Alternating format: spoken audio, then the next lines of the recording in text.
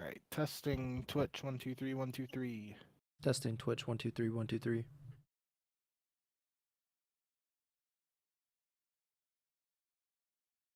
It's never this delayed for me. What the hell? Try my internet. I haven't even heard it yet. I'm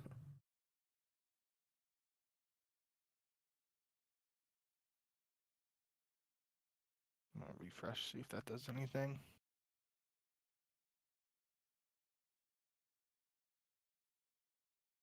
Yeah, it definitely knows my internet, I think. Okay, it sounded fine on Twitch. Let me go to YouTube.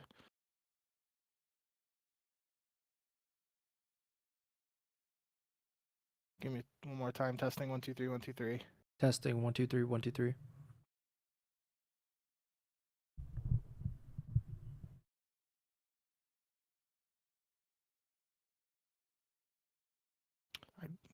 It's got to be my internet because you sound fine. I think we're fine. I just think my internet is being slow for some reason. Like YouTube's usually delayed like that, but Yeah. it just feels longer today for some reason. All right, we'll try to get through this without. I mean, I'm getting 300 download right now, so I think my internet. I don't know. Maybe it's the connection, but the speeds are fine. I don't know. Yeah. Hopefully we're good. All right. You ready to get started? Yeah. Hello and welcome to episode 195 of the Ego Chall Podcast. My name is Preston Byers, and as always, I'm joined by my co-host, Justin Binkowski. And on today's episode, we have quite a bit to talk about. The Call of Duty League, about a half an hour ago when we're recording this, announced pretty much the full season details, how many events there are, where the events are going to be, other than one event, I believe, when the event is going to be. So we have a lot to get into, and we also have some final CDL team rebrands, literally the final OG 2020 CDL teams rebranding. So we'll get to all of that, but before we get to any of it, how are you doing, Bink? Yeah, doing all right. Like you said, we just got the announcement literally 35 minutes ago, and we're going live right after it. So you're going to be getting our immediate, instant thoughts and reactions to everything that just got announced for the 2026 season. And I can't remember a time where this much information on an actual schedule basis has been announced. I know that's something that you have had a personal gripe with over the years, and it's something that's, I get that not everything is set in stone right away, and obviously that's the case here where we don't have the dates for one event, but this definitely feels like this is the most complete schedule announcement we've ever gotten historically. The CDL loved to withhold the dates and location for champs until later in the season to kind of try and hype that up. Last year, I think, was the first time they really announced it early on before the season even started. Now they're following suit here by even giving more info straight away, and we got some format changes for the tournaments and a bunch of good stuff, so it should be a good time. Yeah, so like you said, typically what they would do is maybe they'd get like half or like 60% of the events. They'd say like, okay, we're having this event in Dallas and this event in LA or whatever. And then they'd say it's to be determined on Major 3, and we don't know the dates about all of these events or whatever, and might not even say where champs is going to be. That was not the case at all with this event or with this announcement, which happened on Twitter, on the COD League Twitter account.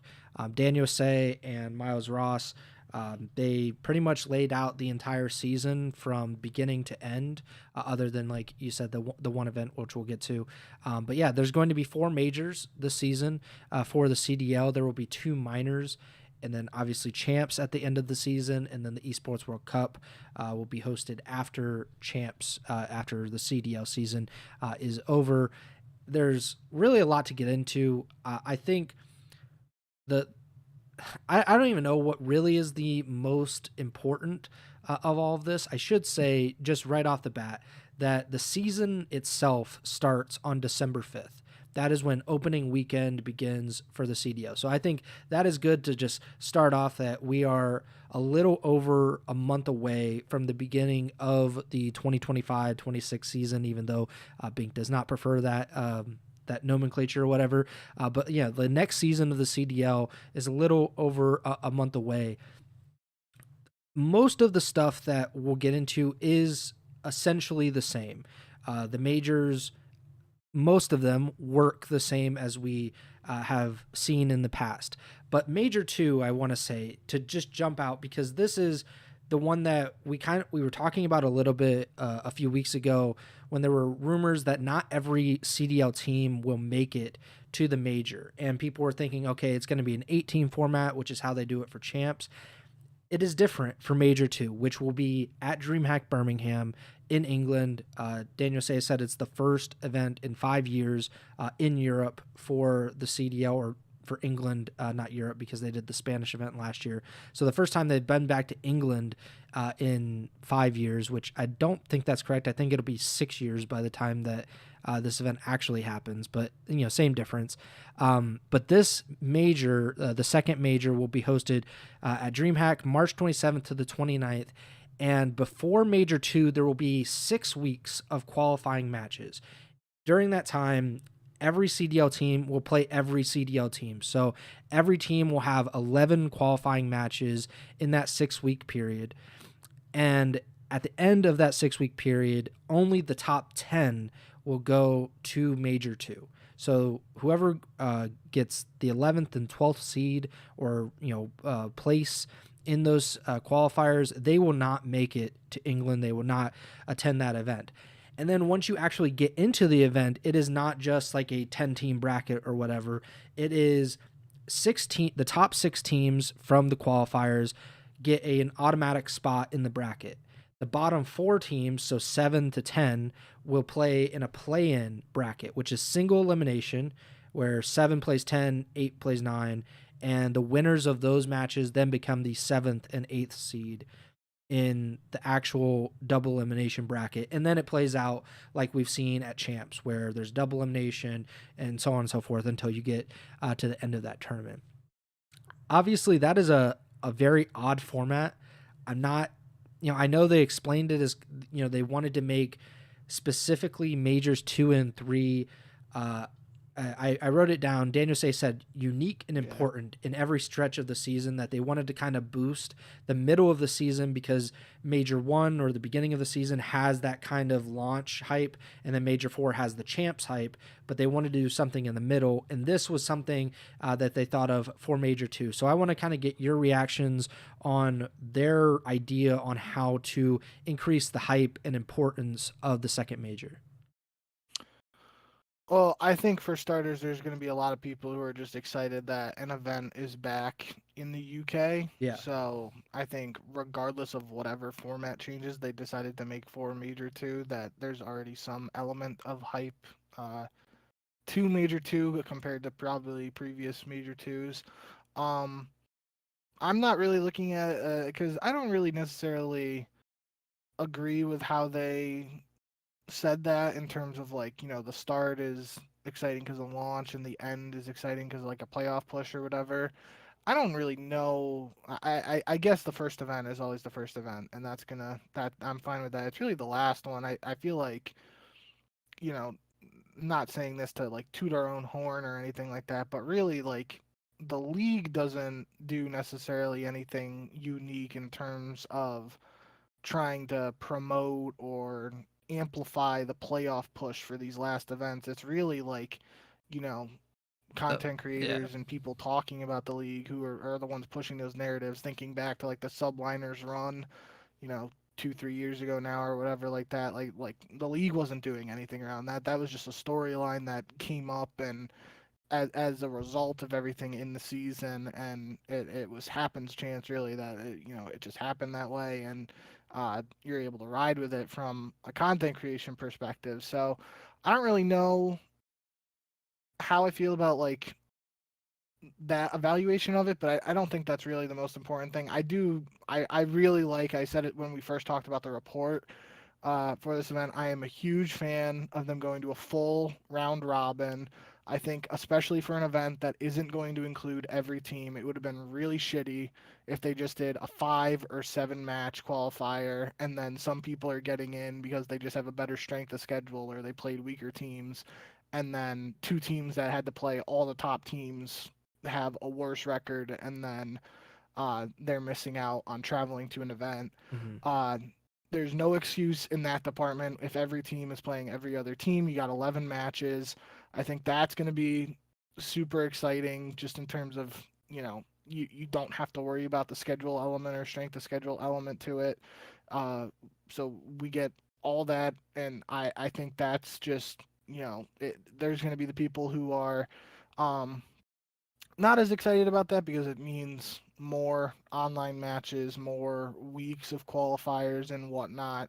Um, but if the game is entertaining and enjoying to watch, I think it bodes well for the competitive integrity of that tournament to have every team play every other team, and that's what I'm most excited about with these changes for Major 2. I think, I don't know how the play-in bracket is going to work, but like just from the quick snippet that the CDL posted, it didn't look exactly like the NBA playoffs, but obviously this is like the closest example where, current NBA playoffs has the little play-in bracket to determine the 7th and 8th seeds. In the image the CDL posted, I didn't see if like the losers of the matches play for a final spot, or if it's literally just like the winner of each game goes up, and that's all it is, and then it's not really a bracket; it's just 2 matches. But Hmm. that'll be interesting to see how that works out.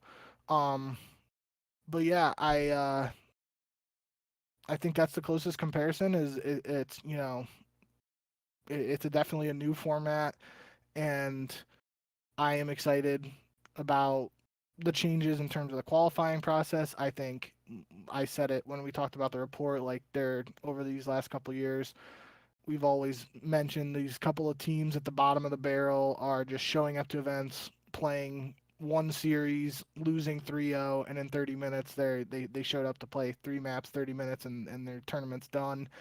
You're effectively getting rid of 2 of those teams by not having the bottom teams advancing, and then it goes a step further by doing that play-in bracket. So it's really just it's obviously it's only Major 2, so a lot, just looking at last season, for example, like Mercules wouldn't have even been in the picture for Major 2 last year, but um it still in theory should give us the top 8 teams at that time of the season competing in a tournament in Europe, in London, Birmingham, and I think that's gonna lead to a lot of excitement, a lot of hype, and should be fun to watch.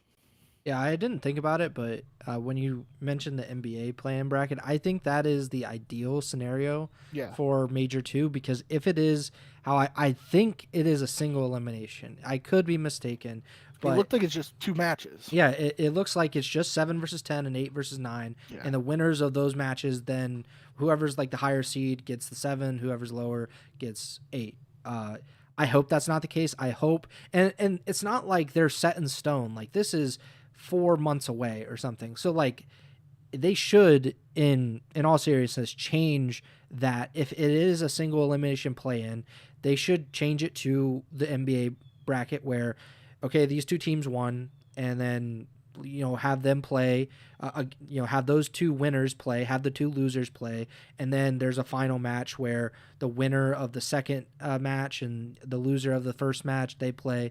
I think that's the best way if you're going to do a play-in.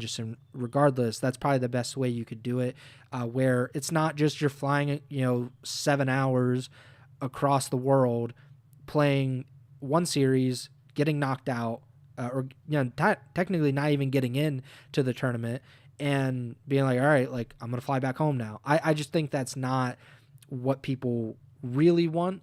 And if we could get like, I don't really have a problem with the play in general. I think you should extend it to just all of the majors then, because then you could have the lower bracket teams play lower bracket teams immediately to kind of see where they are. Like, I think it would be nice for those teams that maybe aren't very good. Maybe they just play teams that are kind of like around their skill level before they play like the sixth seed or whatever that dropped down. So maybe that's something they look into as they move forward. But I think I'm cool with them trying new things.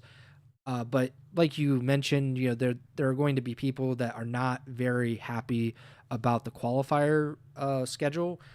I'm one of those people. I don't necessarily think that it will certainly add something to it.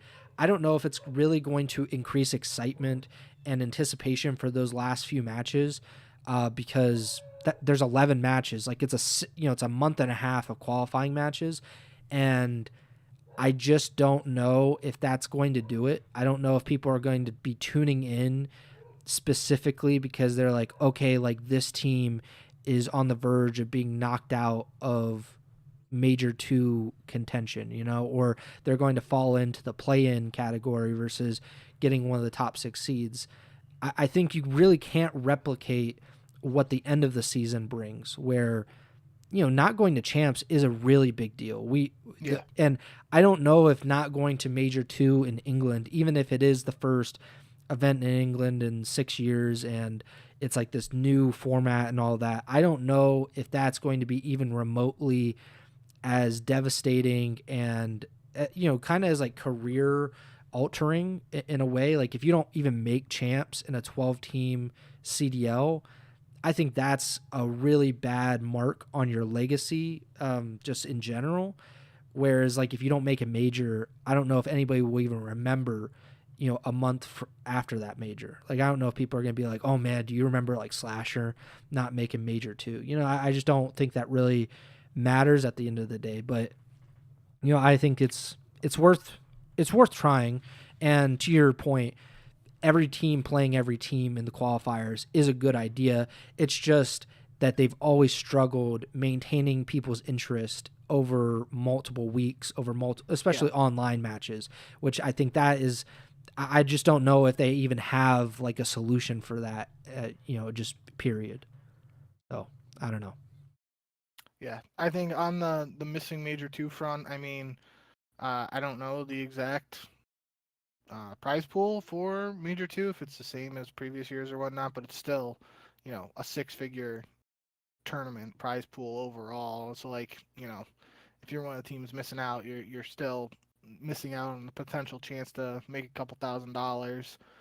It's not the same as champs, but if you're a team that misses major two, you could also be a team that misses champs, and then that basically means like you're only realistically getting a chance to make money at four tournaments outside of your salary. So I think that's from a player standpoint, that'll be the motivation. Obviously, money is always part of the motivation, but the other element, there's obviously not like unless Gentlemates officially rebrands to Paris, we don't really have a European team, and a lot of the European players are scattered over across multiple teams, reportedly and confirmed.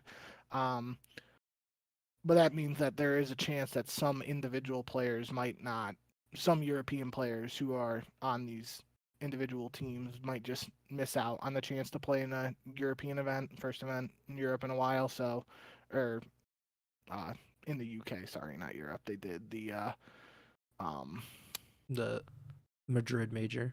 yes, thank you. I couldn't think of. I was going with Spain. I was going to say Barcelona. I knew it wasn't that, but so yeah.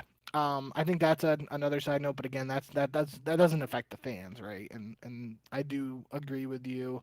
Uh, that's part of the give and take here with this qualifying process is for someone who is most likely going to sit there and watch every match. Like me, it doesn't matter to me how many there are. I just think for wow, competitive integrity's sake, it is important when not every team is guaranteed a spot that because like just looking, we'll talk about the schedule for the matches and stuff, but like opening weekend, the new Falcons team plays Optic and LAT for its first two matches of the season. If that carried into the major two qualifiers, like Falcons is already looking at a very tough strength of schedule, whereas another team could have it easier, and then that could be the difference between a team making it to the tournament and not. So I'm glad that that's not the case since everybody plays everybody else. But I do agree with you that it is probably going to be there are probably going to be several matches that are struggling for viewership. At least they would have been in on YouTube in previous years. Yeah, we'll get to that part of it. But so obviously that's what is happening at Major 2. And then Major 3, which again, they said is, that is the bulk of what they're trying to beef up is Major 2 and Major 3 because it's the middle of the year. So Major 3 is going to be the Pro-Am Classic. This has happened a few times in the CDL. All 12 CDL teams make it into the major. And in addition to that, the top 4 challengers teams will make it into this Pro-Am Classic, which we split into 4 groups of 4, which is kind of a traditional classic COD Open event where you get group play and everything. I saw that the CDL tweeted that the 4 challengers teams that will qualify for the Pro-Am Classic will be the Elite 3 winner in NA, the Elite 3 winner in Europe and the Middle East, and then the top 2 teams from the Major 2 Challengers Open. So those 4 teams will be the teams represented at Major 3's Pro-Am Classic. And the way that they revealed it was it's the GSL format, which, if I'm not mistaken, it's basically like if you have 1 win, then you play the other team that has 1 win, and then if you have 1 loss, you play the other team that has 1 loss, and you kind of just get it out that way, basically. And then the top 2 teams from each group then advance to an 8-team double elimination bracket, and that's kind of how it goes for the rest of the tournament. I have no issue with Pro-Am Classic. It's not a new thing. I don't think that it typically it's a great thing for challengers, players, and teams, and this should be kind of the norm going forward, in my opinion. I think that incorporating at least a few challengers teams into the CDL events is exactly what the CDL should be doing. I would like to see this happen for almost all of these events personally, because I think it gives these usually young guys and guys on the fringe that aren't making full-time salaries. I think it gives them the incentive and something to kind of grasp for, where if it can feel like a lot of times, I'm sure that those guys are just kind of like toiling away, just trying to eternally get back into the CDL or get into the CDL for the first time. So I think that this is something that they should do for all of these, but at least for Major 3, this is how it's going to work. What do you think about the Pro-Am Classic and it being kind of part of this twist in the middle of the year to improve? I'm sure the idea is improve viewership and fan interest. Does that really do it for you? Yeah, I like you said, it's happened before. I think the one thing that would have to happen that hasn't really happened yet outside of like the Vanguard first event when the team that eventually got picked up by LAG, I think it was LAG Academy, but like they outplaced LAG, Yeah. or they went on a little run and then they got picked up to the main squad. Um, with all these programs, it just turns out that the CDL teams for the most part still end up with the highest placings, and there's always like one challengers team that skirts in and starts to make some noise, but in the end they end up with a top 12, top 16 placing. Um, so I think until we really see a challengers team just go on one of those historic runs, I don't know how much it moves the needle for me in terms of a pro am. But like you said, I really just the opportunity being there, I think it's awesome. Uh, if the spots actually go to some of these new up and coming guys, it also always feels like it's the same recycled names of players who were in the CDL and then they get dropped and then they're back on a pro am team or an amateur team and then they're better than uh, the rest of the challengers team, so they get those spots. So I don't know. I definitely I like that it's going to be a part of the season. I don't know how much because the sense of it being a major 3 and then having an impact, like let's just say, some new kid shows up and lights the world on fire. Let's just use Mercules as an example. Like if Mm-hmm. Mercules 2.0 shows up at Major 3 on one of these pro-am teams, like there really isn't a lot of time for that new up-and-coming player to get picked up, and then they would have to Yeah. be inserted in to a squad for Major 4 and Champs. Ironically, that is exactly what happened with Mercules last year, the circumstance of how he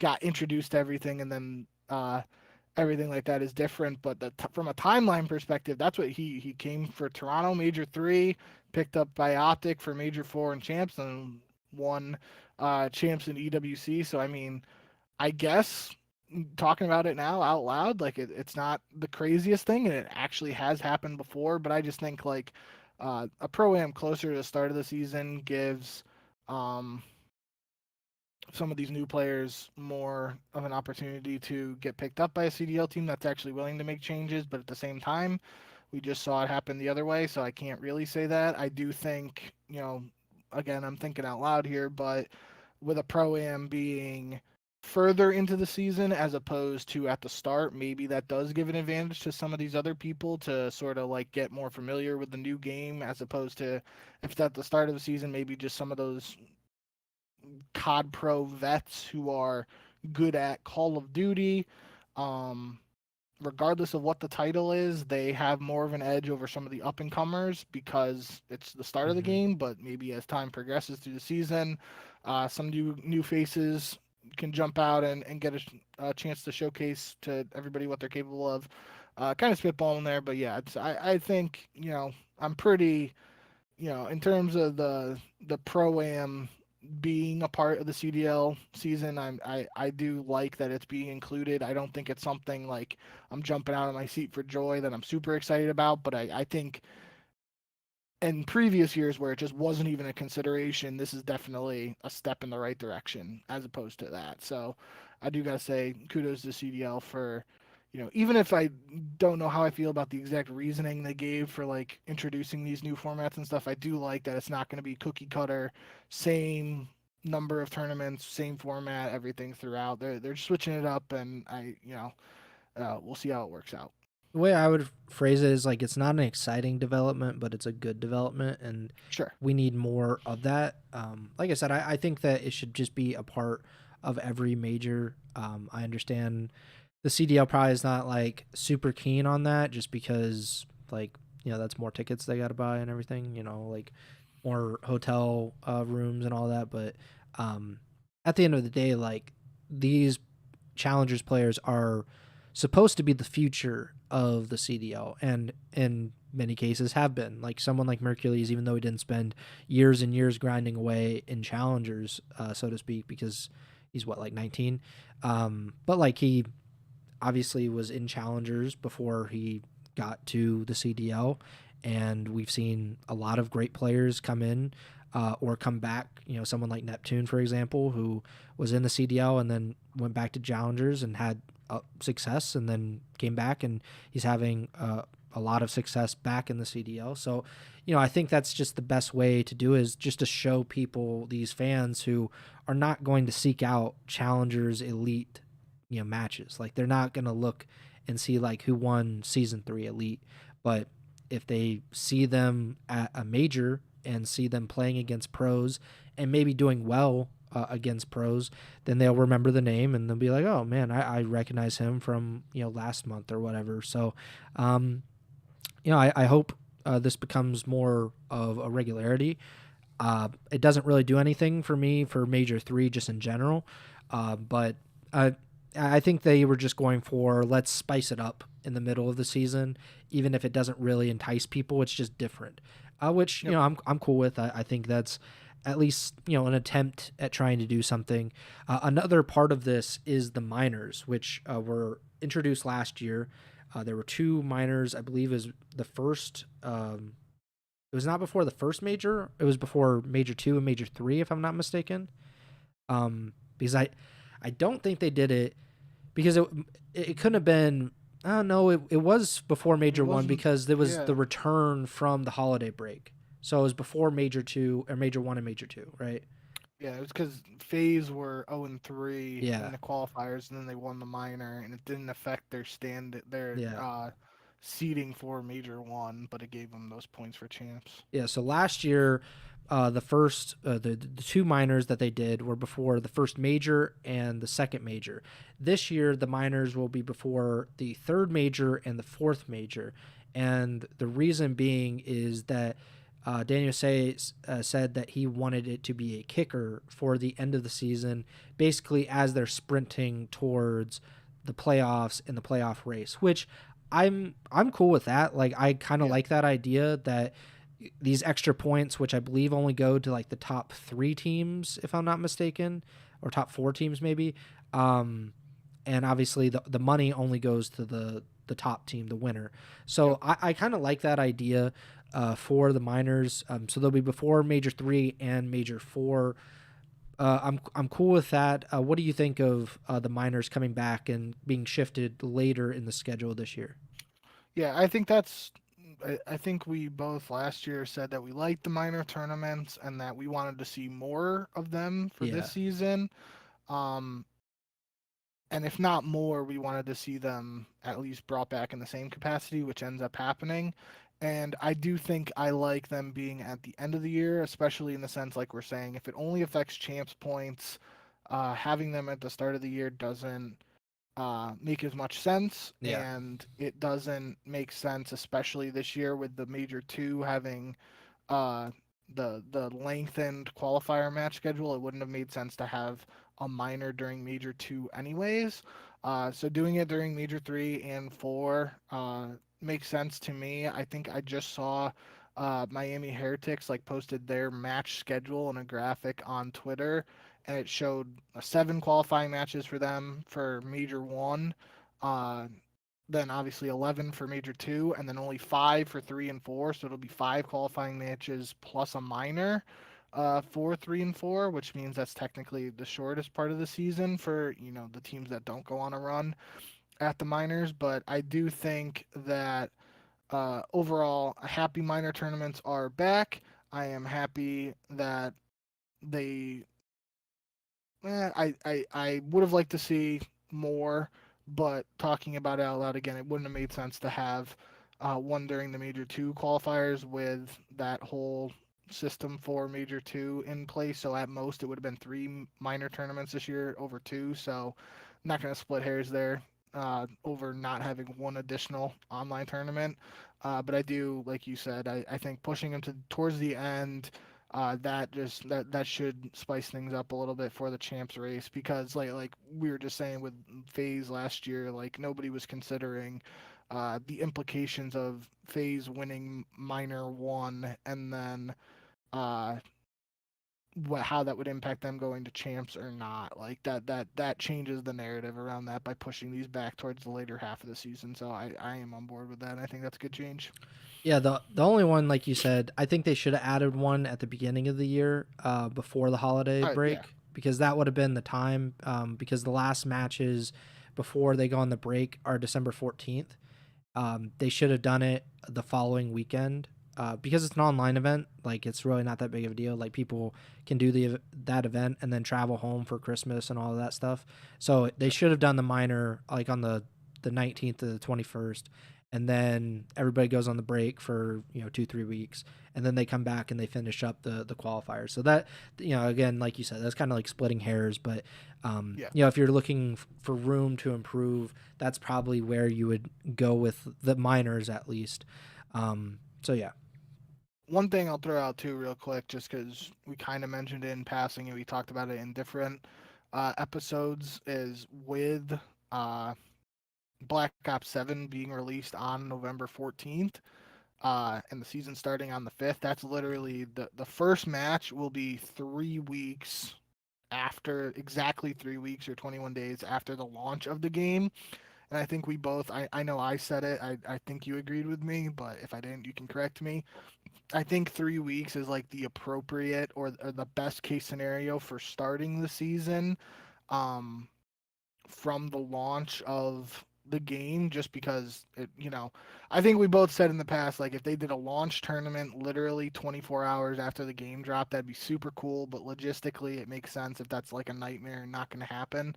So I think 3 weeks is like the appropriate amount of time where it's like it shouldn't be a logistical nightmare to get things off the ground and get things started, and it gives ample time for the players to get their hands on the game and try things out and whatnot. So I think that's kind of like the sweet spot, and it might be the soonest that a season has started after launch. I know this is a later launch for a COD game than some of the previous ones. I think last year was the end of October too. So I don't know that for sure, just spitballing, but I do think that's worth mentioning that we're getting the season start exactly 3 weeks after the launch of the game. Yeah, I do like that.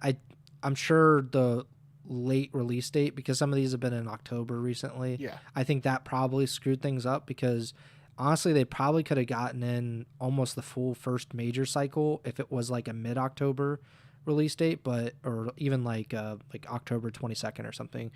They might have been able to get like a lot in, but like with mid-November it's probably not going to happen, especially because they're going to take Thanksgiving into account as well, and it becomes kind of a nightmare for them. But yeah, I think like you said, 3 weeks is pretty good.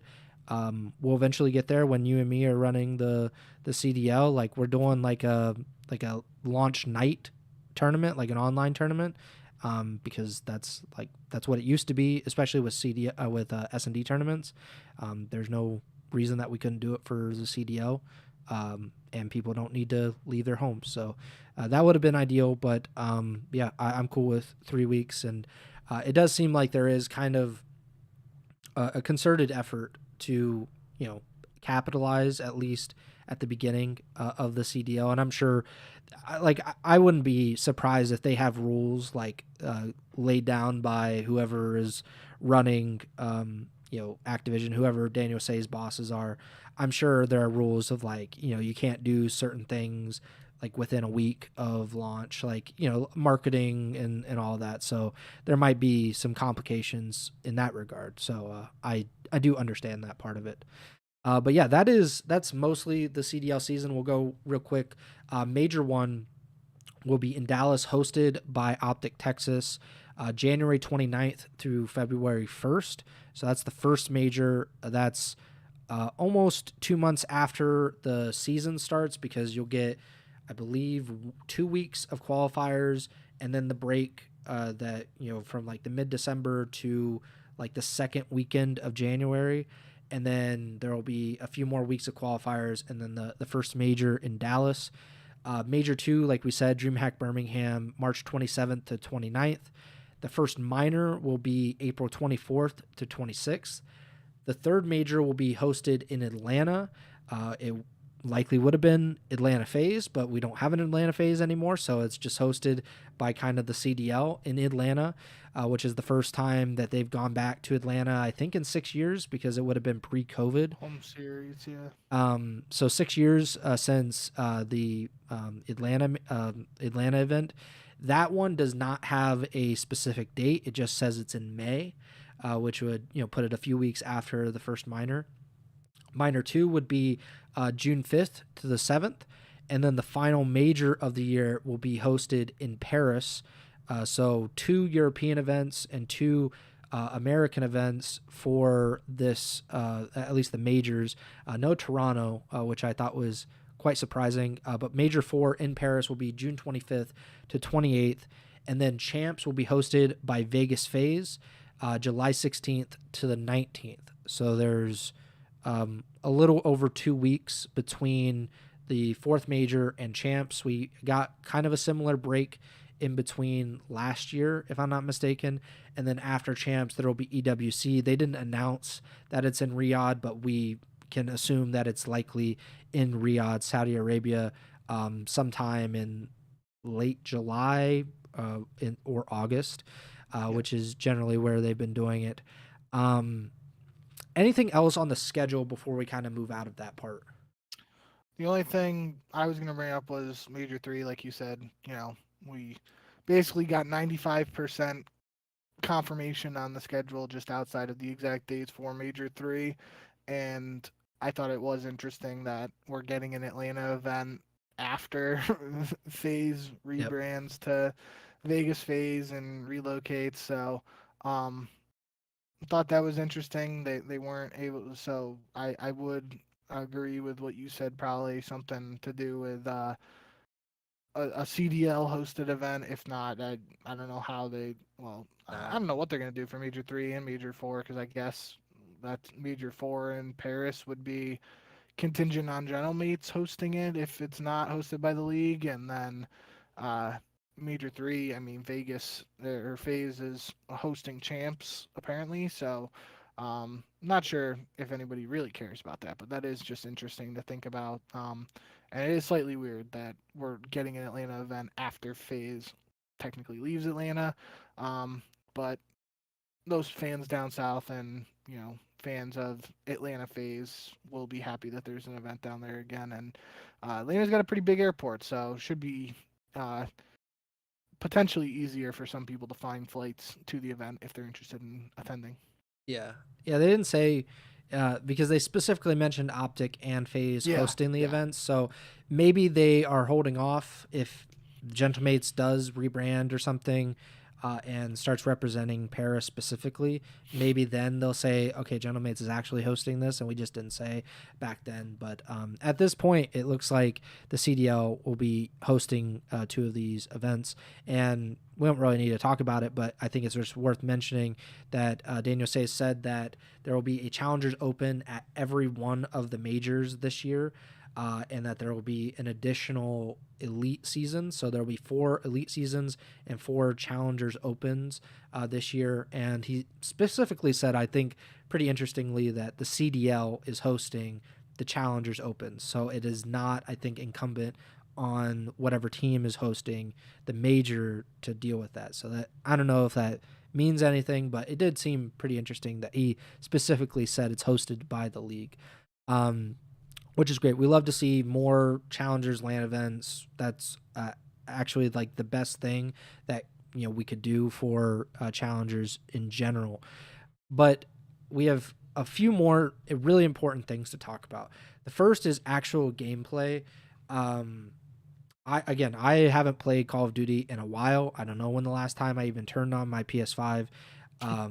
But a new game mode has been added into the CDL rule set, which I thought was very interesting. We've been talking about this for years about even before Control was even introduced back in Black Ops 4.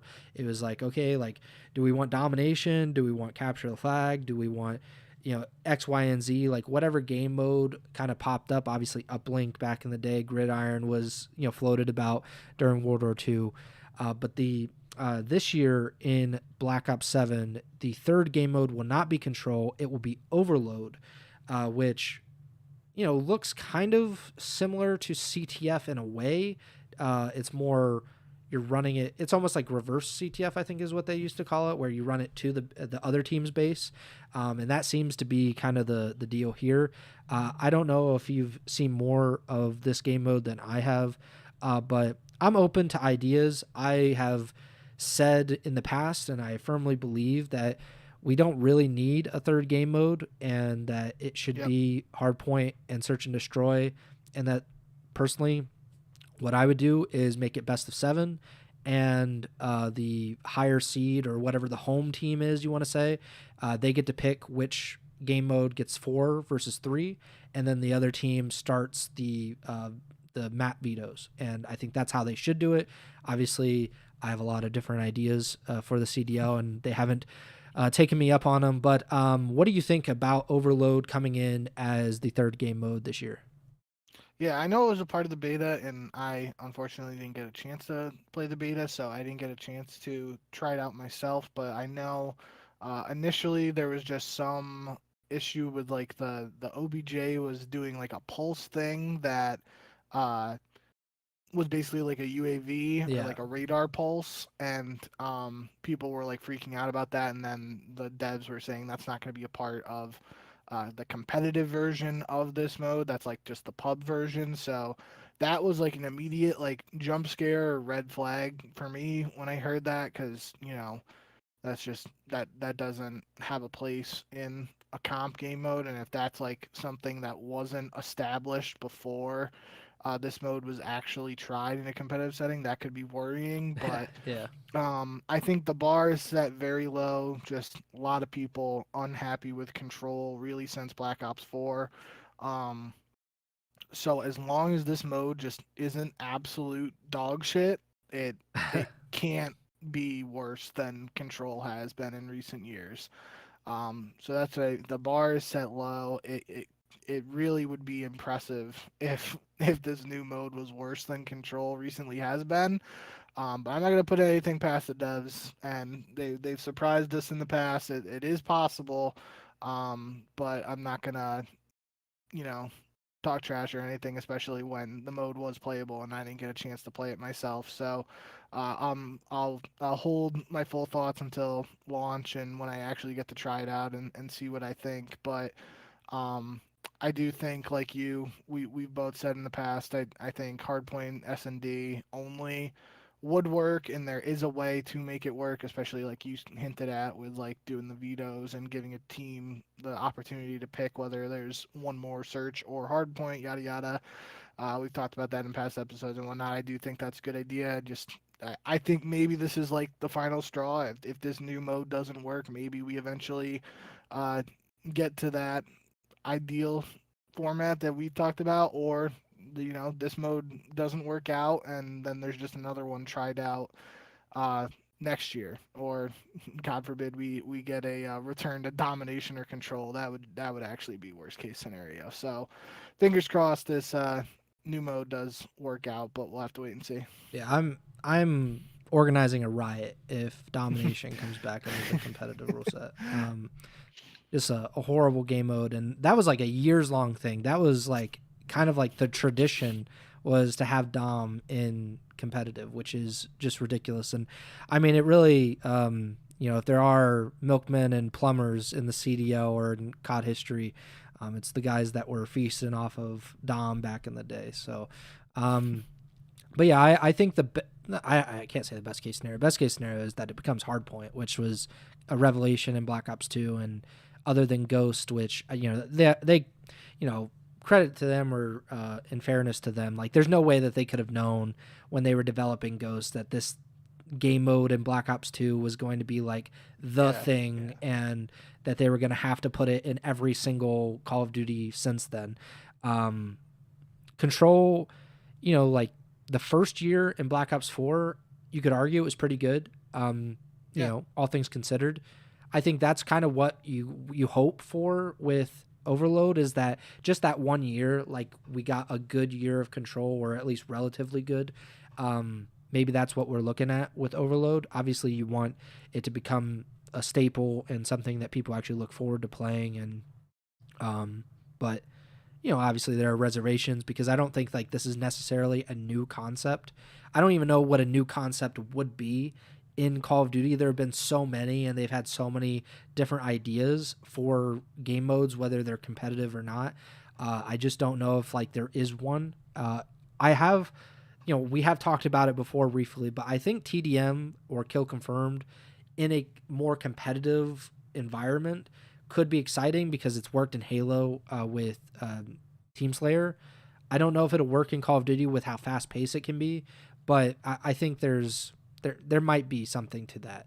But I don't think that will ever happen in competitive. No. I don't think the players could ever wrap their minds around that kind of stuff. But I'm open-minded about Overload. If it fails, it fails, and I will restart my argument for Hardpoint and Search and Destroy to just become the twosome that they've always been. But we'll see what happens. Other than that, I think we pretty much saved like the biggest news potentially for last. We'll see. But after just one of the stupidest, most short-term or short-sighted decisions in really like esports history, probably, the CDL has announced that they are returning to Twitch, and that they will stream simultaneously on YouTube and Twitch for this upcoming season. They've announced that before, and then they've gone back to YouTube mid-season. I will mention that. But it's obviously worth talking about. What do you think of this? I obviously have some thoughts about the CDL coming in and saying, hey, almost, it didn't feel like a hat in hand situation, but it probably should have been a hat in hand situation where it's like, hey, we messed up. We're coming back. We're going to allow the people that, told us we were stupid back then to go YouTube only.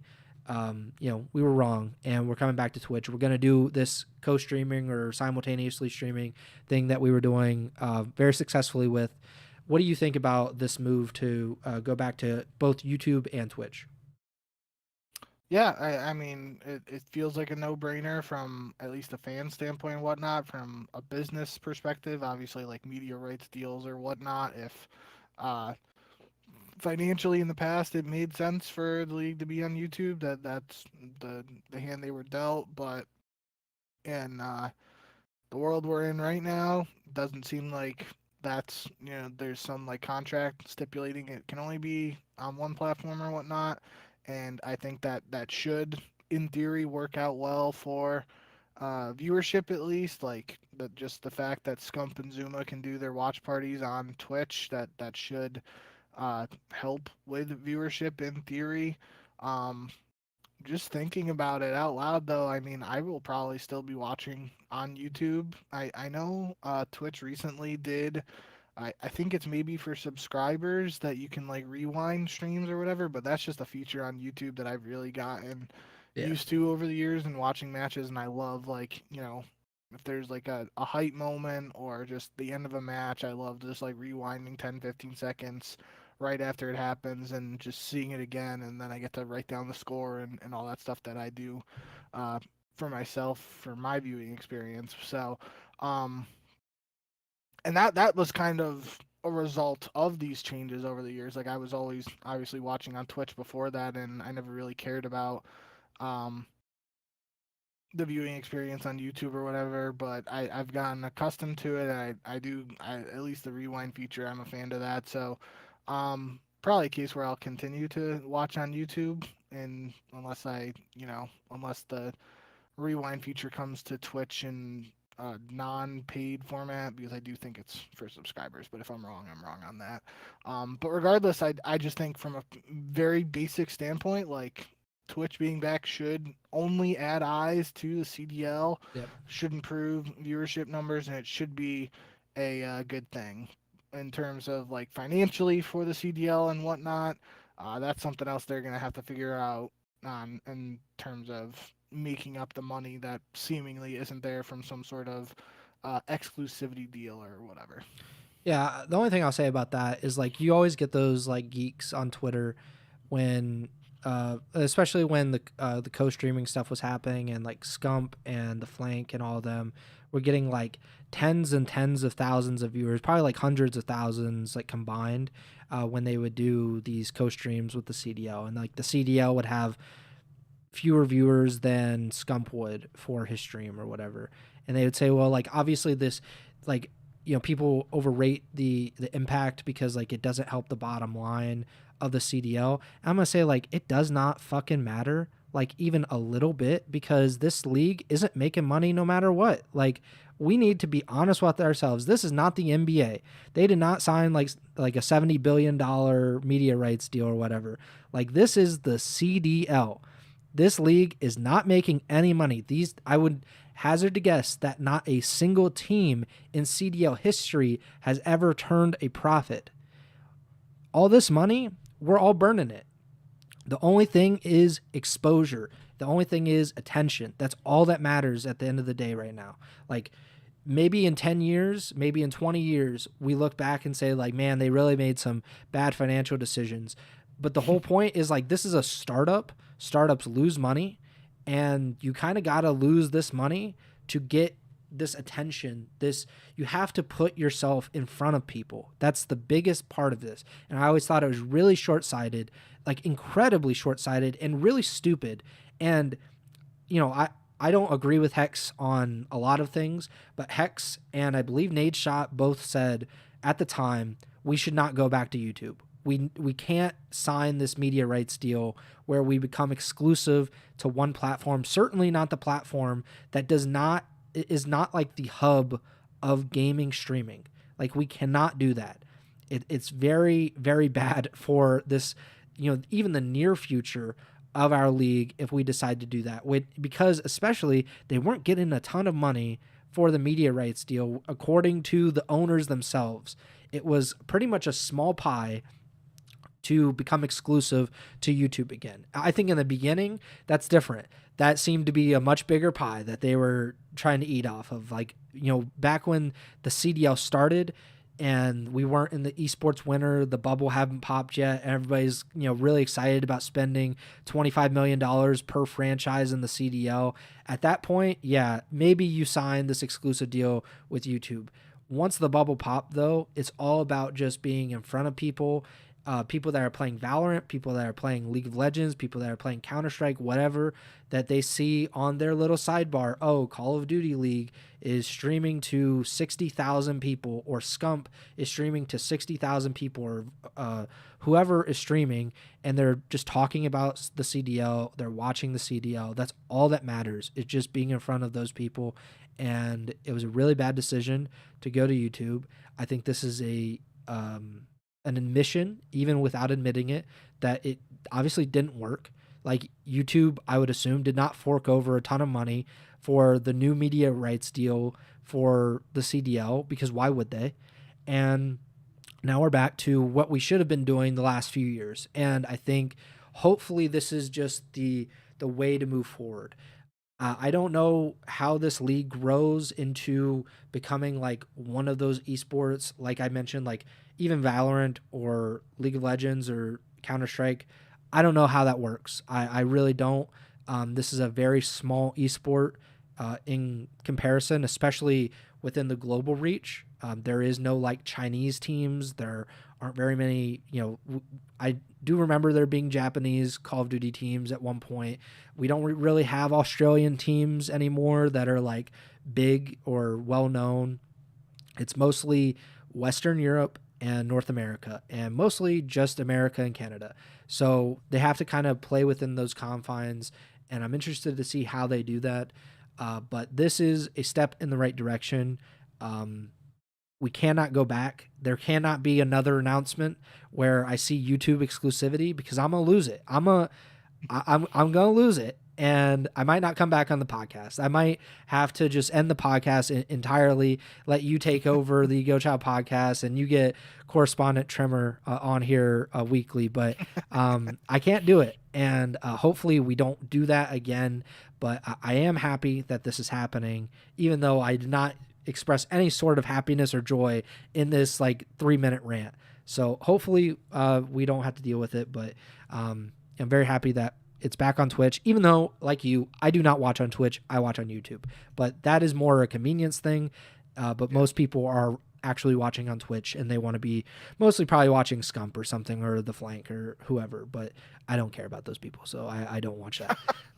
I don't. I mean, best of luck to him, but I don't watch the Manning cast for Monday Night Football either. I don't care about these people, talking about these games. I just like watching the games, and that's kind of how I view it. Like, I don't even listen to the commentary most of the time. I have it on mute, and then I have something else playing in another tab, like, and I'm kind of like back and forth. I'm not just like intently watching the CDL matches as they're going on. So maybe I'm different, but that's kind of my view of the situation, and I'm happy that it is happening December 5th.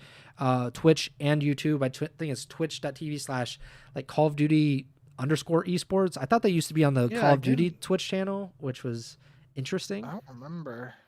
I think it definitely at some point was just on the Call of Duty Twitch channel. I don't know if this is like when they made that new Twitter account like 2 years ago, when they were trying to get Warzone off the ground and everything, whether that was kind of like a concerted effort to separate like esports from the gaming part, which again is a really bad idea. Like, it should be 1-on-1. Like, that's how it should be. The twitch.tv/ Call of Duty, you go to links for the VODs. The grand finals of champs in 2023 is the most recent VOD. So yeah, it is a new channel. Yeah, bad idea. So I think it's like 2 steps forward, 1 step back, but like that's 1 step forward if you're doing math. And then it's YouTube, the same YouTube channel that they've been doing it on for the last few Well, it's not a years. new channel. They got 176,000 followers on it, and they got a VOD from 2 years ago as well for challengers. So they've used it, but it wasn't the main.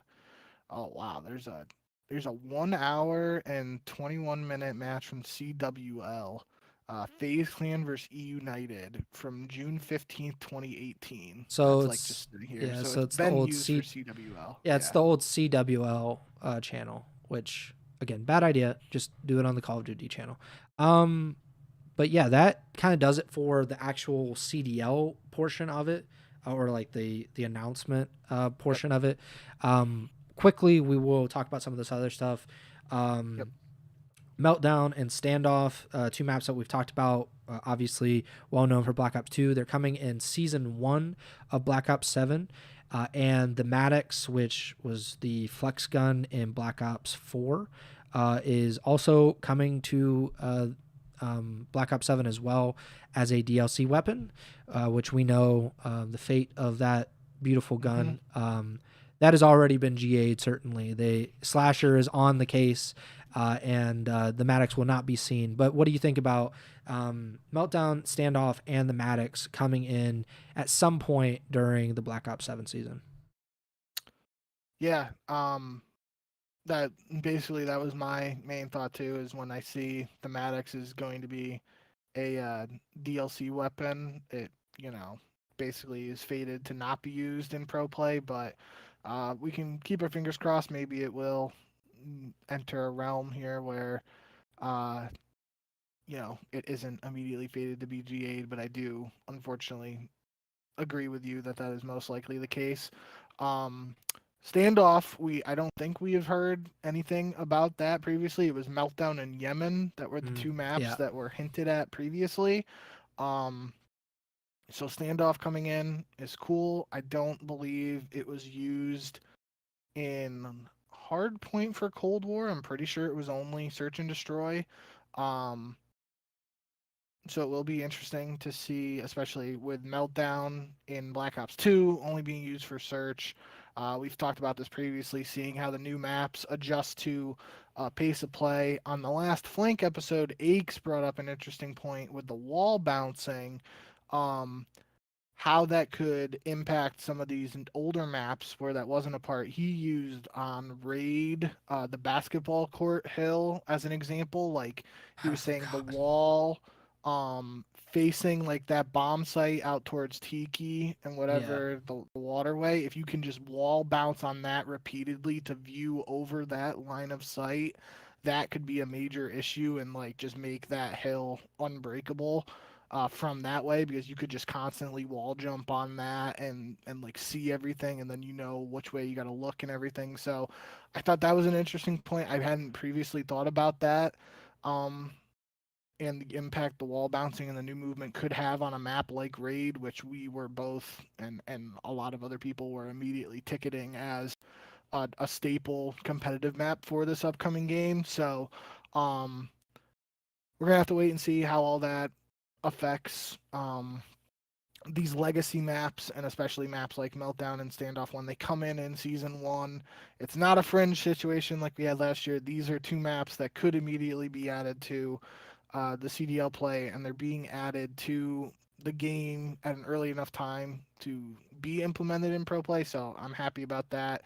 Does mean though, if Yemen isn't included in this, that it just makes it slightly less likely that Yemen is a part of the CDL season, unless it comes in like season two or maybe a season one reloaded. I don't really know. that's true. Um, Other people probably wouldn't care too much about that, but I was the one who said when we talked about Yemen, however many weeks or months ago, that I think it was a map that felt bigger in Black Ops 2, and now with the pace of play, it could be a map that actually um, plays better in Black Ops 7, just again in theory with the advanced movement and the speed of the game and whatnot. The size of the map might not feel as big with people running faster and all that kind of stuff. Um, so I would be disappointed if it's not at least even tried to an extent, or it doesn't even get the opportunity to be tested um, for CDL play. But I will say, it's not like if the roles were reversed and it's Raid, like I would be devastated if Raid wasn't getting an opportunity to be tested. I'm not as overzealous about Yemen just because it's Yemen versus Raid in Yeah. that comparison. But I do think I personally am a little more excited about the potential of Yemen in Black Ops 7 than maybe other people who played back in the day. Yeah, I think the wall bouncing thing is interesting because Yep. there are there's the whatever the half wall on standoff where you could wall bounce off grandma's house and you could just see over mid constantly. Yep. There's also boxes where you're going toward the playground if you're on the van side or the other side of the map, Yeah, and yeah. so you could kind of wall bounce there and just look out for mid the entire time without getting shot. So those are pretty interesting quirks. I think we'll see how it works out in Yep. the game and how the wall bounce stuff actually, or if they kind of just all right, we're just gonna make this wall higher, we're just gonna we're gonna block a view somehow just to make it um, less impactful, especially in mid. But we'll see what happens with that. Um, Second to last thing is Formal. Formal did um, an interview with Hex and everything, and he was talking about his kind of career prospects as he comes to the last part of it. And he said that the Halo Worlds event was likely going to be his final event. And he said, "Do I want to play COD? Not really." So that kind of seems like it's it. I think that was at least the COD portion of it seemed pretty obvious when we were talking about what will a player like Formal do when Halo has this break in between. I think Halo Infinite is the thing right now versus the next game, and what happens with this big break with the Halo World Championship events. And he said it before, years ago, but he hated playing COD, especially at the end, and it just seemed very unlikely that he would subject himself to that again. Uh, Yeah. when Call of Duty isn't in a great place, regardless. So, I guess overall thoughts on Formal. Basically, he didn't officially say it, Yep. but it seems like he is on the verge of retirement. Yeah. And they just had the Halo World Championship. Optic got second at that event. So Mm-hmm. if that is the final time that we see Formal competing. Hell of a career in both COD and Halo.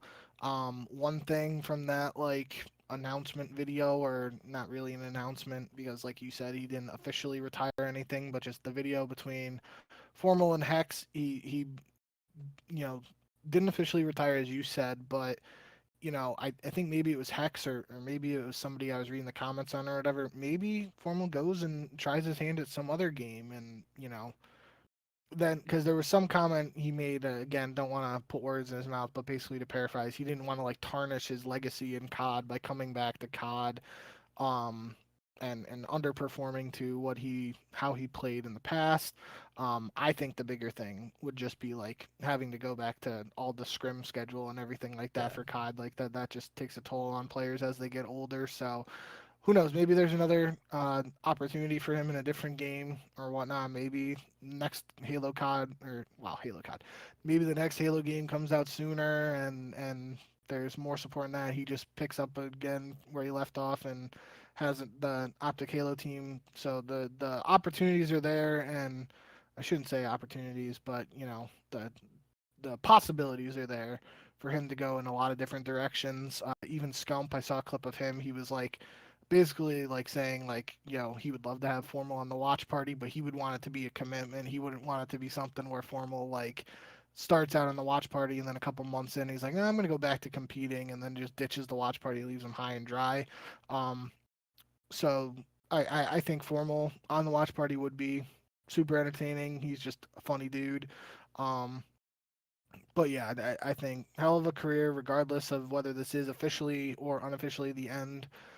For Formal, would love to see him competing in something else or just continue doing his thing, but um, seems like that time is coming for him, whether it is happening right now or not. And just wishing him the best. And yeah, it's been a pleasure to watch him over the years, whether it was in COD. I actually did watch the finals of the Halo World Championship. Shout out Shopify Rebellion won finals there, and Frosty. I think he got his fourth ring. It was Royal 2 got his fourth ring, and I think Frosty did as well. So for some of the OG CDL fans, a Florida Mutineer player there getting another world championship in Halo. But yeah, will be interesting to see, and definitely a lot of Optic fans will be excited to wait anxiously for whatever the future holds for Formal. Yeah, he's undoubtedly, in my mind, he's undoubtedly the best first-person shooter player or console player. I don't want to step on like Counter-Strike or whatever, but I think he's the best FPS console player because I know Crim6, for example, has more world championships in COD, and he was a Halo player, but Formal reached heights. I mean, he won world championships in both. So did Shotzi. Yeah, and I think Formal's better, but maybe that's a controversial take. But yeah, I'd put Formal at the top because right now he's the best assault rifle player in Call of Duty history. I don't know what his legacy is in Halo, like specifically. I'm sure like he's one of the best, but I don't know if like he is considered like the best or anything. Yeah, I think that's you got the ogres and whatnot, so yeah, a lot of OG names. That's kind of like, but I think when you win a world championship in both, like you automatically get put up on those lists, like him and Shotzi, and he's part of the Optic dynasty with Krim, who has like a pretty good claim to it as well. But like he just had all the Halo success before and after. I think also longevity is kind of crazy that he was really good at Halo before COD, then was really good at COD, and then was really good at Halo after COD, and he's like in his 30s now. That's like a pretty crazy like lengthened prime to have. So either way, like he is one of the best players of all time in both of those games, and he's a really entertaining personality, like you said, like very underrated, very like dry humor, not as like bombastic as like someone like Scump. Like Scump is like really hype.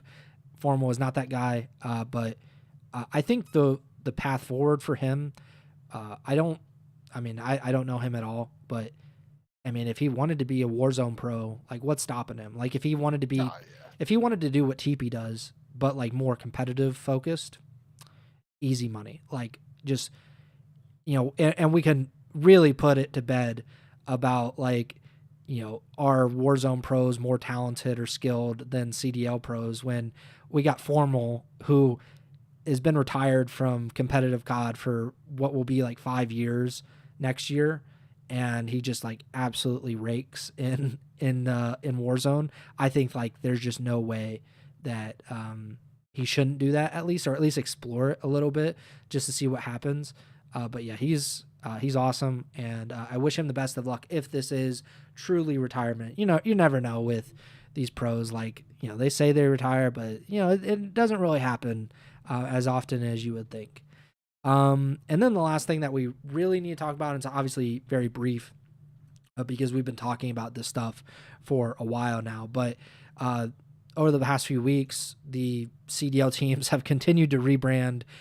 Toronto Ultra, they officially rebranded to Toronto Koi, which we talked about pretty much since EWC, when I believe it was Kleenex basically said like this is the last time that I'll put on an Ultra jersey. So they officially rebranded, I think this past week, and Minnesota ROKKR also rebranded to G2 Minnesota, which I'm not going to allow the Optic fans to say that they are the final OG CDL brand, because they are not. But every single one of the original 12 CDL brands have officially been wiped off of the face of the planet now. We had Atlanta FaZe, which obviously they rebranded this summer to Vegas FaZe, the Chicago Huntsmen, Rio Optic, They obviously aren't there anymore. The Dallas Empire, which is not Optic either, and Florida Mutineers. That's the Miami Heretics. London Royal Ravens. We got the Carolina Royal Ravens. Los Angeles Gorillas. Technically, right now they're the LA Gorillas, mate. Obviously, not the same. They are probably soon to be like the Paris Gentlemates, I would imagine. Minnesota ROKKR obviously becoming G2 Minnesota. New York Subliners, now Cloud9 New York. Optic Gaming Los Angeles, Fake Optic as it was known, that no longer exists. Paris Legion, I don't like they're. I mean, technically it's the Riyadh Falcons, but it's just so many iterations. The Seattle Surge, they're the Vancouver Surge, and then the Toronto Ultra are now the Toronto Koi. So we're all done. The only ones that I'm really like kind of bummed about are the Mutineers because they had the best logo, I think, and a very unique team name. So I really liked the Mutineers. I wish they would have kept that, even though I don't hate the Heretics part of it. I did like the ROKKR logo, which I think they're keeping in some respect. I don't think they're completely getting rid of it. It's different now with the G2 Minnesota stuff. I also like the team name. I just, ROKKR is recognizable. G2 Minnesota just sucks. Huntsman was pretty cool. I didn't really love the logo or anything, but I thought it was different. Dallas Empire I thought was pretty cool, especially because Envy was in the logo and all that. Other than that, like I'm not like super bummed to see some of these go. What do you think about these latest rebrands and just general this incredible turnover that we see year after year in the CDL? Yeah, I think that's the big thing for me in terms of like the latest news on the team front.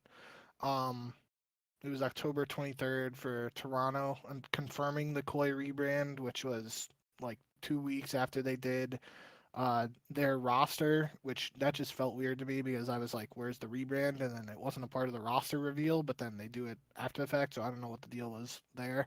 Um, I think I like Ultra more than Koi from a like brand uh or team name aspect, but I get from like a brand organizational standpoint why they would want to switch over to Koi Yeah. with that affiliation and whatnot. For Minnesota, same thing. I definitely like ROKKR way more than G2 Minnesota, but I get it from a business organizational standpoint. From like a fan perspective, though, cannot understate what ROKKR, that whole organization when it first started came into the CDL. They did such a good job with events and getting that local community rallied around a team that didn't have an existing esports fan base to fall back on or anything like that. So I am disappointed that ROKKR's going away, but like you said, the logo is still kind of staying, and I think it is. I do kind of like the fusion or combo, for lack of a better term, there between like the G2 logo and the ROKKR logo. So, um, gone but not forgotten. I did think it was a little weird the way G2 did the rebrand news though. They like kind of did like a fake out by making it seem like they were gonna do like a G2 Berlin, and I was like, what the hell is this? And uh, then it turned out to just be a joke, and I was like, okay, that was kind of weird, but it felt like it was like more of a actual announcement than a joke. And then because there was like a decent amount of time between the two videos for the rebrand, like if they just did one after the other, it would have been whatever. But yeah, end of the day, I think kind of like you said, I do think in some cases some of the rebrands hit different than others. For me, in this case, not really a huge fan of just the G2 and Koi names replacing two. Yeah. Uh, especially at first, like, the Ultra and the Squirrel, like, that was just, like, kind of random at first. And then I remember for ROKKR, they did the weird O character with the slash through, and I'm like, what the hell is that? But, like, over these years, it's grown on me, and I've really come to appreciate it. And especially what it really, spoke highly of Minnesota, but Toronto's done a lot for the CDL community too. Obviously, they had the Splice backing and they had the esports background, unlike the Minnesota founding uh, organization group there. But end of the day, both those teams and the Ultra brand and the ROKKR brand did a lot for Call of Duty esports, and they will not be forgotten, at least by me. I definitely liked both of those, and it's sad to see them go. Yeah, I think I mean the only saving grace about all of this is we are just even closer to getting rid of the team Yeah. name aspect of it because I was looking at the teams that are left. So the Vancouver Surge, I don't know if like Surge and Luminosity are still under the same parent company. I know there was some Yeah. chicanery going on there, so I don't know if that's like they could actually go back at this point. But if so, that's a holdout. Obviously, Toronto Koi is Koi Esports, Riyadh Falcons is Falcons Esports, Optic Texas is Optic. I think they just call themselves Optic. They don't call themselves Optic Gaming anymore. Miami Heretics is obviously Team Heretics. LA Thieves is 100 Thieves. LAG Mate is, technically General Mates. Like they don't have the team name in it, like really right now, but we're a step closer to that. G2 Minnesota is obviously G2 Esports. FaZe Vegas is FaZe Clan. Cloud9 New York is Cloud9. Carolina Royal Ravens is one of the last holdouts, and so is the Boston Breach. So we have Boston Breach, Carolina Royal Ravens, and Vancouver Surge. Those are the only three teams that are not like directly linked to a brand already in esports. Boston Breach, Oxygen Esports doesn't exist, if I'm remembering correctly. I think it's dead. I think so. Carolina Royal Ravens would be Rogue. I don't know what happened with their team situation. They were at one point tied to Rogue, and I don't know if that's still the Yes. case or not. And then obviously Surge would be Luminosity if that's they're still linked. So, I mean that's 9 of the 12. Um, those 3 really don't matter if the other 9 want to go in and just be like, all right, like screw this New York and Vegas stuff. Like let's just go all in on our esports brands. But yeah, we're one step closer to that, which is good news. Even though we're losing Yep. good logos and team names. Anything else before we get out of here? Yeah. Only other thing is the Carolina reports. Pretty sure it was like less than an hour after we went live for our last show that Ronnie Intel decided to, Oh yeah. in Ego Chall podcast tradition, dropped the report right after we finished recording. So on October 15th, it was initially reported that there's not going to be a Space Station Gaming rebrand for Carolina Royal Ravens, or like whatever happened last year with Gentlemates and LAG. Like there's not going to be anything like that this year. And it was initially reported that it'd be Slasher and Craze as part of the Carolina rebuild. Then October 21st, we got a report that it seemed more likely that it'll be Slasher and Craze, like more likely locked in, and then the last 2 would be Geo and Lurks. Lurks being a former Stallions player from Challengers for Zuma. And then 2 days ago, October 27th, we got a report that it'll now be Neuro instead of Geo. So right now, Carolina's reported roster is Slasher, Craze, Lurks, and Nero. Um, I'll let you say whatever you got after this. I know we already texted about it and you didn't have really any crazy thoughts or anything, but I think that the name that jumps out right away is Craze, just because literally the last episode we were talking about how he was that one player from the Omit squad that did well in Challengers last year that wasn't linked to any of these CDL teams, with Mamba reportedly going to Minnesota, and then Vivid and Mac reportedly going to Cloud9. So now, reportedly, all 4 players from arguably the best Challengers team from last season allegedly have CDL spots at the start of this upcoming season, which is pretty cool. Um, Otherwise, I was excited about the prospect of Geo playing alongside Slasher because I felt like that could be an AR duo where like Geo could just literally only focus on kills, and that seems to be like what people have thought about him over these last couple of years is that he's really laser focused on kills, and maybe I know JCap was vocal about it previously, like his play style and whatnot. I thought like for Slasher, like it would be a case Slasher could do more of the OBJ AR work. Geo could focus on the kills, and that might work, but obviously now doesn't seem like that's going to happen. So, with the reported roster here of Craze, Nero, and Lurks, I think obviously a lot of attention will be on Craze and Lurks as like those newcomers, but definitely got to shout out Nero because I've said before he's like one of those players who he can just randomly pop off at any moment and give you 40 kills in a respawn, but at the same time the consistency has been the issue with him because he can have those explosive games and then he can have those other games where he's underperforming, and we saw that last year with Minnesota with Geo, Nero, and Estriel. They all like they couldn't consistently put it together. They all had their pop off moments at different times, and that kind of was, in my eyes, part of the issue with why Minnesota wasn't able to find consistent success last year. Um, so will be interesting to see how this squad works out if it comes to fruition, but I'll let you say whatever you gotta say. Yeah, I don't like you said. I don't really have any like super strong opinions about this roster. I think it's a pretty interesting roster, just especially considering how late they are to the game of like picking up picking up a team. Um, I I I have no idea, like because we haven't seen Craze and we haven't seen Lurks in the CDL. It's like impossible to say how they're going to perform Yeah. this year.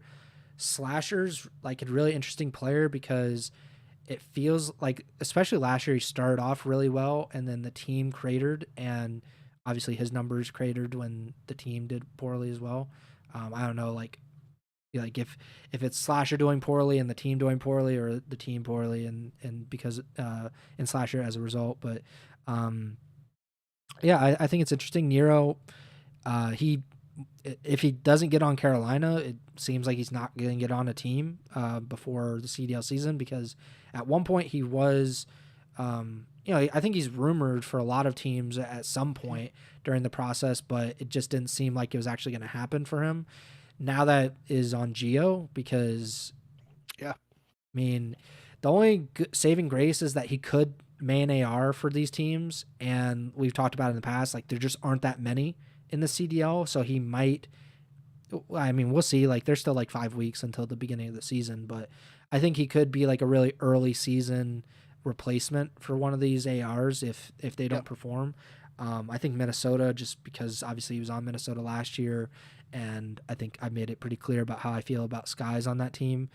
But like even that is like Skies is a vet, and he brings something like intangibly that Geo does not, or seems to does not. But I don't know, like that. That's just how I kind of think about it. But Slasher, Craze, Nero, and Lurks, I appreciate them going for 2 challengers players at the very least, Yep. and seeing if things could work out. Slasher has, I would say, like a hit or miss record with young players and how much they enjoy playing with him. But when it works, it really, really works. And when it doesn't, he makes an enemy out of my boy Snoopy. So we'll see what happens with Carolina as they move on. Or, I mean, eventually this will be Space Station. It seems like next year this will be Space Station. So we'll get rid of maybe which would get rid of another brand that we just talked about.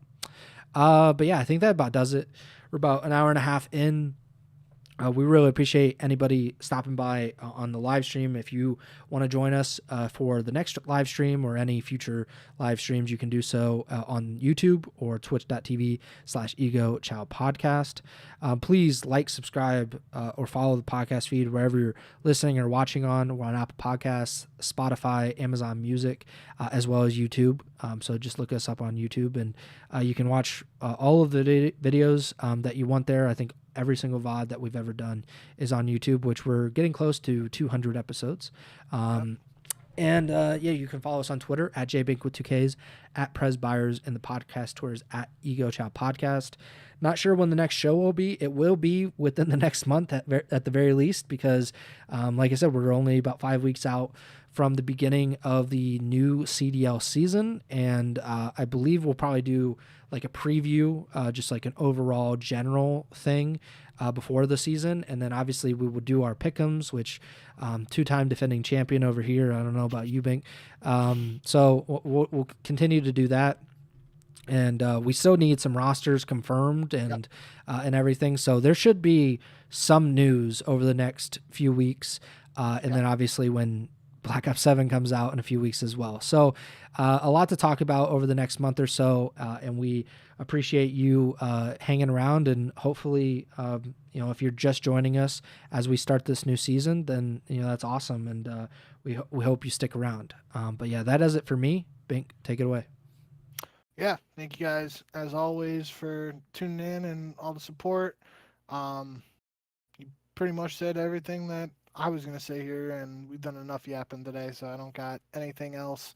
But like you said, yeah, we still have some rosters that need to be confirmed, and Black Ops 7 itself comes out in, what is it now? It's got to be less than, it's 16 days, something like basically 2 weeks and change. So um, we'll be live soon, regardless of when exactly that is, because there inevitably will be some stuff we got to talk about. But yeah, until then, thank you as always, and remember to send the chow.